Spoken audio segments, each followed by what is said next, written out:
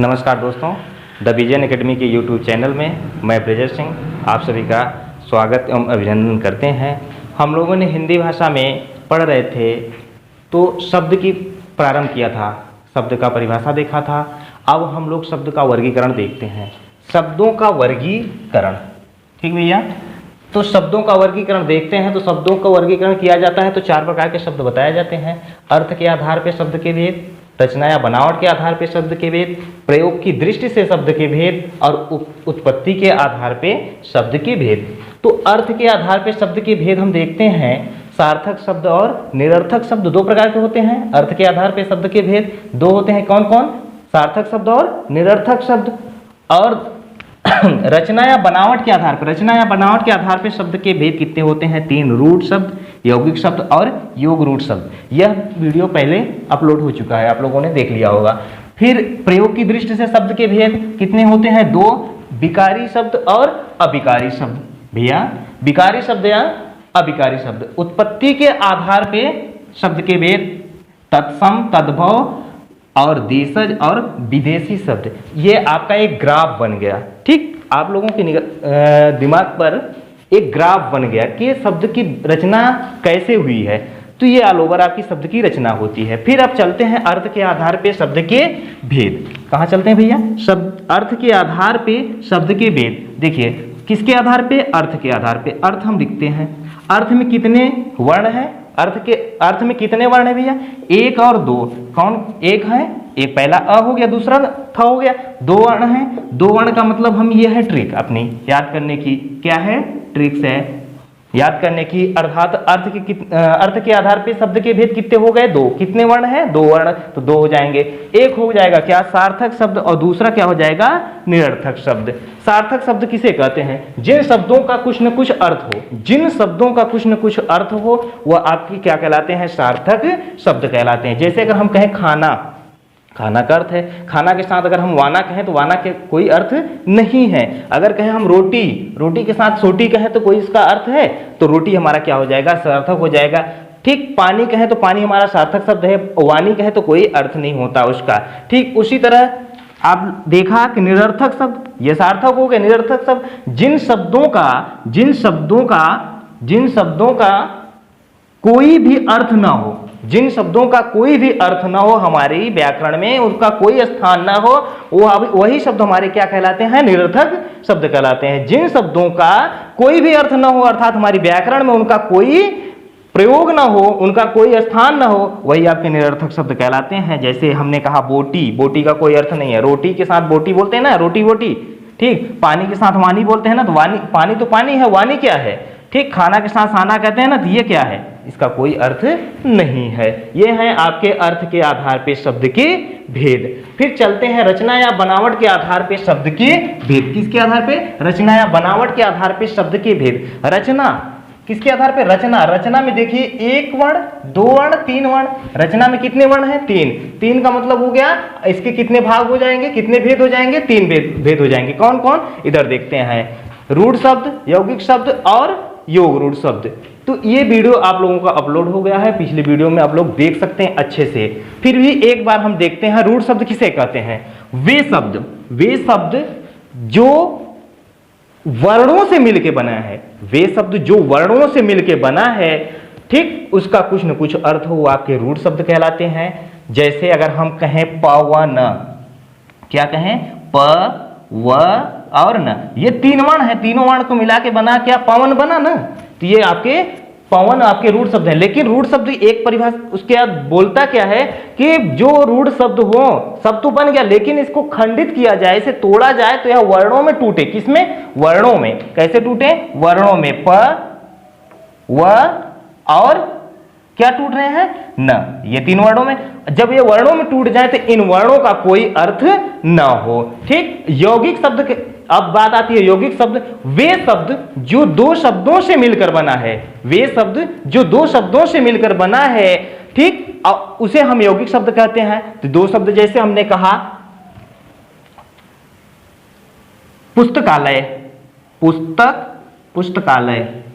अगर कहें पुस्तकालय तो पुस्तकालय में पुस्तक धन आलय होगा ना, 2 शब्द से मिलकर बना है। लेकिन कहती है, यौगिक की परिभाषा कहती है क्या, वे शब्द जो दो शब्दों से मिलकर बना है लेकिन उन्हें अलग किया जाए तो दोनों का अलग अलग अर्थ हो, अपना खुद का अर्थ हो। ठीक, जैसे अगर हम कहें पुस्तक धन आलय, तो पुस्तक माने पुस्तक, आलय माने घर, तो ठीक है, ये आपके यौगिक शब्द होते हैं। अरूढ़ शब्द, रूढ़ शब्द, अब रूढ़ जानिए क्या होते हैं, वे शब्द जो दो शब्दों से मिलकर बना है लेकिन उसके अर्थ एक नहीं अनेक हो, उसके अर्थ अनेक हो लेकिन प्रयोग सिर्फ अकेला है, अकेला एक ही शब्द होना चाहिए। जैसे इसमें सबसे ज्यादा, इसमें सभी योगरूढ़ में बहुब्रीहि समास आते हैं। अगर कहा जाए लंबोदर, लंबोदर, तो लंबा है उदर जिसका लंबा बड़ा उदर हो उसे हम कह सकते हैं लंबा उदर। लेकिन अगर लंबोदर कहेंगे तो गणेश जी की उपमा होती है, गणेश जी को कहा जाता है। अगर कोई कहता है कि लंबोदर तो गणेश जी का ध्यान आता है, अर्थात गणेश जी को कहा जाता है। इसी तरह वीणावाणी, वीणा पाणी, अगर वीणा पाणी कहा जाए तो वीणा है जिसके हाथ में वीणा पाणी मैंने धारण किया हो, तो जो बीड़ा हाथ में लिया है या धारण किया है वह आपका उसे हम बीड़ा पाणी कह सकते हैं। लेकिन अगर बीड़ा पाणी कहा जाए तो किसे कहा जाता है, सरस्वती जी को कहा जाता है। इस प्रकार आपके रचना या बनावट के आधार पे शब्द के भेद, ये कभी नहीं भूलेगा। रचना में कितने वर्ण हैं, 3, अर्थ में कितने वर्ण हैं, 2, तो अर्थ के आधार पे 2, रचना के आधार पे 3, प्रयोग की दृष्टि से शब्द के भेद। अब बात है प्रयोग की दृष्टि से शब्द के भेद कितने हैं, 2। अब देखते हैं कैसे। अगर हम किसी भी वस्तु का या किसी भी चीज का हम प्रयोग करते हैं तो उसका एक रिजल्ट आता है अच्छा, दूसरा रिजल्ट आता है क्या, बुरा। अगर हम किसी भी चीज का प्रयोग करेंगे तो उसका 2 रिजल्ट आता है, या तो अच्छा आएगा या तो बुरा आएगा। तो प्रयोग किया अच्छा बुरा, कितने शब्द आए यहाँ, अच्छा और बुरा 2 शब्द आए, 2 शब्द आए तो प्रयोग की दृष्टि से शब्द के कितने भेद हो जाएंगे भैया, 2 हो जाएंगे। प्रयोग की दृष्टि से शब्द के कितने भेद हो जाएंगे, 2। पहला हो जाएगा विकारी शब्द और दूसरा क्या हो जाएगा, अविकारी शब्द। अब विकारी शब्द, विकारी से एक शब्द आता है विकार, जिसमें विकार उत्पन्न हो जाए, विकार मतलब परिवर्तन, जिसमें परिवर्तन हो जाए वही विकारी शब्द कहलाते हैं। वे शब्द लेकिन विकार होने उसका कारण भी क्या होता है, लिंग वचन तथा कारक की वजह से, लिंग वचन तथा कारक की वजह से परिवर्तन हो। वे शब्द जिनके प्रयोग से लिंग वचन तथा कारक में परिवर्तन हो जाए वही आपके विकारी शब्द कहलाते हैं। जैसे यहां लड़का है, अगर इसमें हम वचन का प्रयोग करें, लड़का है, लड़का एक वचन है, लड़का एक वचन है, अगर इसका हम प्रयोग करें तो लड़के कर देंगे। अगर लड़के कहे जाए तो यह बहुवचन में हो जाएगा। तो यह देखिए लिंग का असर पड़ा कि नहीं, लिंग का प्रयोग से परिवर्तन हुआ, लिंग के प्रयोग से परिवर्तन हुआ। ठीक, अगर हम कहें बच्चा, बच्चा, अब बच्चे, बच्ची, अगर हम कहते हैं वचन कारक लिंग, यहां पे वचन का प्रयोग हुआ, किसका प्रयोग हुआ, वचन का। ठीक, लिंग के प्रयोग से हम कहें बच्चा, बच्चा, अब यहां से क्या हो जाएंगे, बच्ची हो जाएगी ना, लिंग का प्रयोग किए तो परिवर्तन हो रहा है, इन्हीं शब्दों में परिवर्तन हो रहा है। किसकी वजह से, लिंग के वजह से, वचन और कारक की वजह से परिवर्तन हो रहा है। अब इसके कुछ भेद हैं, इसके कुछ भेद हैं, देखते हैं कौन कौन भेद हैं। तो विकारी के 4 भेद हैं, कौन कौन, संज्ञा, सर्वनाम, विशेषण तथा क्रिया। अब देखिए इसको याद करने का ट्रिक क्या है, देखिए विकारी में एक शब्द निकलता है, विकारी शब्द में देखिए तो एक शब्द इसमें लिखा है, क्या है, कार, कार लिखा है। कार में कितनी चक्के पहिए होती है, कार में कितनी पहिया होती है, 4 पहिया होती है। जब कार में 4 पहिया होती है तो इस विकारी के भी 4 भाग उपभेद हो जाएंगे। कौन कौन, संज्ञा, सर्वनाम, विशेषण तथा क्रिया। बात समझ में आई। इसके याद करने का तरीका क्या है, विकारी, विकारी में कार शब्द छुपा है और कार में कितने पहिए लगे होते हैं, 4 पहिए लगे होते हैं, तो वही 4 उपभेद हो जाएंगे। ठीक, तो ये उपभेद जो है संज्ञा, सर्वनाम, विशेषण, क्रिया, इसको हम लोग आगे अगले वीडियो में इसे डिटेल में पढ़ेंगे हम लोग। फिर अगली बात आती है आपके अविकारी शब्द, वे शब्द जिनके प्रयोग में कोई परिवर्तन ना हो, जिनके प्रयोग में कोई परिवर्तन, चाहे लिंग का प्रयोग हो, चाहे वचन का प्रयोग हो, चाहे कारक का प्रयोग हो, उसमें कोई परिवर्तन ना हो, वही अब आपके अविकारी कहलाते हैं। जैसे अगर हम कहें तेज, वह तेज दौड़ती है, वह तेज दौड़ता है, बात आई, लिंग का प्रयोग आया। वह लड़का, अगर लड़के के लिए बोले तो वह तेज दौड़ता है, तेज में कोई परिवर्तन आया नहीं आया। तुम कहां जा रही हो, कहां शब्द आया, तुम कहां जा रही हो, तुम कहां जा रहे हो। ठीक, और तुम लोग कहां जा रहे हो, तो कारक का, लिंग का, वचन का किसी का भी प्रयोग करेंगे तो आपके तेज में, धीरे में, वहां कब इस तरह के शब्द आपके अभिकारी शब्द कहलाते हैं, इनमें कोई परिवर्तन नहीं होता है। ठीक, अभिकारी के भी 4 भेद हैं, अभिकारी के भी क्या है, 4 भेद है। इसमें भी देखिए अभिकारी में भी क्या छुपा है, कार छुपा है कि नहीं छुपा है। 4 में कितने पहिए लगी होती हैं, कार में कितनी पहिए होती हैं, 4, तो वही 4 भेद होंगे किसके, अभिकारी के। क्रिया विशेषण, संबंध बोधक, समुच्चय बोधक, विस्मयादि बोधक, क्रिया विशेषण, संबंध बोधक, समुच्चय बोधक और विस्मयादि बोधक, अभिकारी के ये 4 उपभेद होंगे। अभिकारी में भी देखिए वही कार छिपा है, कार से 4, कार में कितनी पहिया हो, 4, तो 4 ही उपभेद होंगे। इन सभी पेयर हम अगले वीडियो में आप लोगों को प्रोवाइड कराएंगे वीडियो, उनमें डिटेल में एक एक टॉपिक पर अच्छे से चर्चा करेंगे। फिर आती है अगली बात, उत्पत्ति के आधार पे शब्द के भेद। उत्पत्ति के आधार पे शब्द के भेद, यहां से काफी क्वेश्चन बनते हैं, काफी अच्छा है यह टॉपिक। तत्सम उत्पत्ति, अच्छा देखते हैं, हाँ उत्पत्ति को कैसे याद करेंगे, देखते हैं। उत्पत्ति हमने लिखा क्या, उत्पत्ति। उत्पत्ति में देखिए 1 वर्ण, 2 वर्ण और 3 वर्ण है। देखिए यहां पर भी आधा त है, यहां पर भी आधा त है, दोनों आधा को मिला देंगे तो एक वर्ण और तैयार हो जाएगा, तो क्या होगा, 4। ठीक, उत्पत्ति में 1 2 3 वर्ण हो गए, लेकिन यहां भी आधा त है, यहां भी आधा त है, तो दोनों आधा त को मिला के एक पूरा त बन जाएगा। तो इसके आधार पे कितने भेद हो गए, 4 भेद हो गए। कौन कौन, तत्सम, तद्भव, देशज और विदेशी। तो तत्सम शब्द किसे कहते हैं, वे शब्द जो संस्कृत भाषा के शब्द, वे शब्द जो संस्कृत भाषा के शब्द हों, उन्हें हिंदी भाषा में हूबहू प्रयोग कर दिया जाए, उन्हें हिंदी भाषा में हूबहू प्रयोग कर दिया जाए, वे शब्द हमारे क्या कहलाते हैं, तत्सम शब्द। देखिए इधर परिभाषा, जिनकी उत्पत्ति किससे हुई हो, संस्कृत भाषा से, जिनकी उत्पत्ति संस्कृत भाषा से, उनका प्रयोग हिंदी भाषा में बिना परिवर्तन के, जैसे अग्नि, हस्त, कार्य, कर्पूर, तो ये शब्द क्या हो जाएंगे आपके, तत्सम शब्द। ये संस्कृत के शब्द हैं, इनका हिंदी भाषा में हूबहू प्रयोग किया जाता है।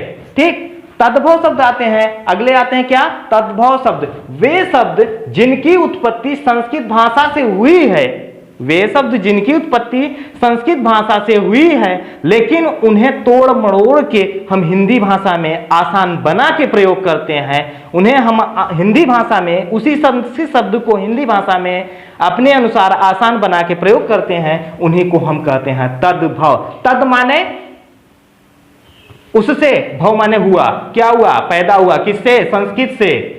ठीक, तो तद्भव मतलब संस्कृत से उत्पत्ति हुई है, लेकिन उसे हिंदी भाषा में प्रयोग किया जाता है परिवर्तित करके। जैसे दुग्ध कहा गया, संस्कृत भाषा शुद्ध शब्द क्या हुआ, संस्कृत में कहा जाता है दुग्ध हुआ, लेकिन हिंदी में इसे दुग्ध की जगह दूध कहते हैं। उसे बोलने में दिक्कत हो रही थी, समस्या हो रही थी, तो उसे तोड़ के क्या कर दिया गया, दूध।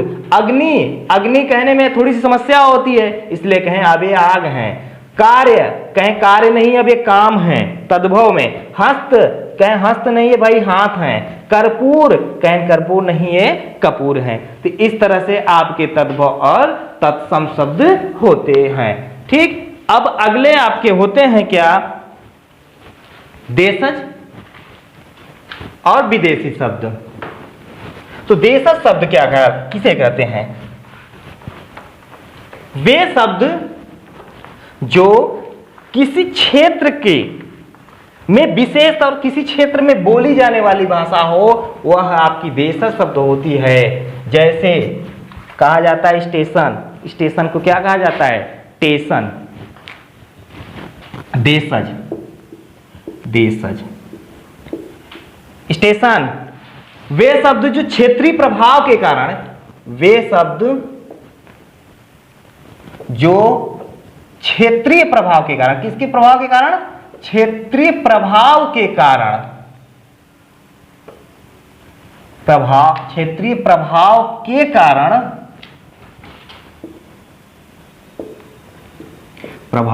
कारण, आवश्यकतानुसार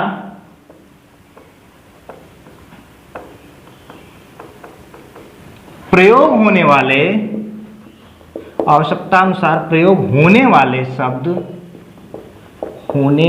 शब्द क्या कहलाते हैं? होने वाले शब्द देशज शब्द कहलाते हैं। देशज शब्द कहलाते हैं। देशज शब्द कहलाते हैं। जैसे पगड़ी, कहें क्या? पगड़ी, थैला, पगड़ी, थैला, टेसन, लोटा, क्या? टेसन कहते नहीं है, टेसन, स्टेशन को कहते हैं टेसन, लोटा। तो इस तरह के जो शब्द प्रयोग होते हैं आपके देशज शब्द होते हैं, जो क्षेत्रीय प्रभाव के कारण उन्हें बोला जाता है। आवश्यकता अनुसार प्रयोग होने वाले शब्द आपके क्या कहलाते हैं? देशज शब्द कहलाते हैं। अब आते हैं विदेशी शब्द। विदेशी शब्द वे शब्द जो विदेशियों के संपर्क में आने से, सीधी सी बात है, जब किसी के संपर्क में आएंगे तो उसकी भाषा सीखेंगे और कुछ उन्हें सिखाएंगे भी, तो वही बात आई क्या? विदेशियों के जब संपर्क में आए तो उनकी कुछ ग्रहण किया, आदान प्रदान हुआ, तो उनकी भाषा उनके संपर्क में आने पर कुछ सीखा, तो वही विदेशी शब्द जो उनसे सीखा गया वही शब्द हिंदी भाषा में प्रयोग होने लगे, वही शब्द आपके विदेशी शब्द कहलाते हैं। ठीक, जैसे अगर किसी विदेशी से आप मिलोगे, उससे बात करोगे, तो कुछ न कुछ उससे सीखोगे और कुछ न कुछ उसमें सिखाओगे। तो जब वो आप सीखने सिखाने के चक्कर में कुछ न कुछ उसकी भाषा जब सीखी, तो वही भाषा हम हिंदी भाषा में जब प्रयोग करने लगते हैं तो वही आपके विदेशी शब्द कहलाते हैं। जैसे अंग्रेजी भाषा में देखते हैं डॉक्टर, डॉक्टर बोलते हैं ना, ये आपकी हिंदी भाषा में प्रयोग होता है। स्टेशन ये किस हिंदी भाषा में प्रयोग हो रहा है, लेकिन ये शब्द किसके हैं? अंग्रेजी के। इसी तरह फारसी में आराम, अफसोस, गिरफ्तार, तुर्की में तोप, काबू, तलाश, अरबी में किस्मत, ख्याल, ठीक, चीनी में चाय और चीनी, पुर्तगाली में कमीज, साबुन और अलमारी। इस प्रकार से शब्द आपके विदेशी भाषा के शब्द हिंदी भाषा में प्रयोग होने